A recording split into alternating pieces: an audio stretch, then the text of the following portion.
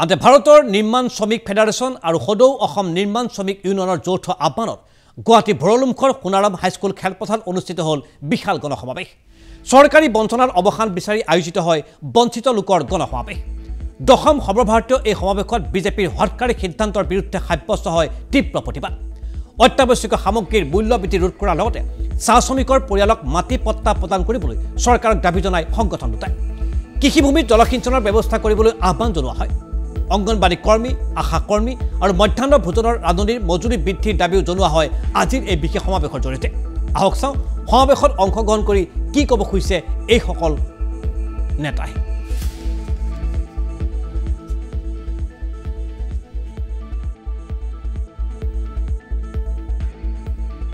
এই হৈছে অসমৰ সমগ্ৰ ভাৰতবৰ্ষত নিৰ্মাণ শ্ৰমিক ফেডাৰেশ্যনৰ সন্মিলন হ'ব গুৱাহাটীত।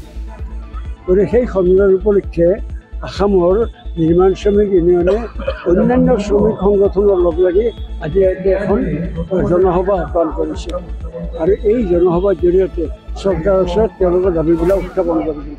ইয়াতে সকলো আছে, নিৰ্মাণ শ্ৰমিক আছে, অংগনবাড়ী আছে, ৰান্ধনি আছে, আশা কৰ্মী আছে, এইবিলাক আছে। কাৰণ আজি এইখন চৰকাৰে আদানীৰ সপক্ষে দিনে ৰাতি কাম কৰি আছে, কিন্তু এই যে আশা কৰ্মী, ৰন্ধনবাদী, দিন মজুৰ তেওঁলোকৰ সপক্ষে কোনো কাম কৰা নাই। আজি চাকৰিবোৰো স্বীকাৰ কৰা নাই। গতিকে এইবিলাকে দাবী উত্থাপন কৰিছে যে কিছুমানৰ অন্তত জীয়াই থাকিব পৰা মজুৰি দিয়ক। ৰাজনৈতিকভাৱে নৰেন্দ্ৰ মোদীৰ নেতৃত্বৰ বিজেপি চৰকাৰে শ্ৰমজীৱী মানুহৰ সকলো কল্যাণমূলক আইন প্ৰায় 28খন আইন বিলোপ কৰি পেলাই 4টা পদত তেওঁলোকে অনাৰ চেষ্টা কৰি সমস্ত অধিকাৰ খৰ্ব কৰাৰ যেতিয়া যত্নপৰ হৈছে, তেতিয়া ভাৰতবৰ্ষৰ শ্ৰমজীৱী মানুহ এই চৰকাৰৰ নীতিৰ বিৰুদ্ধে জাঙুৰ খাই উঠিছে আৰু জাঙুৰ খাই উঠিছে। য'তেই সুযোগ পাইছে মানুহে আন্দোলন গঢ়ি তুলিছে। আমাৰ ৰাজ্য অসমতো বিগত দিনত স্কিম ৱৰ্কাৰবিলাকে দীৰ্ঘদিন ধৰি আন্দোলনৰত হৈ আছে।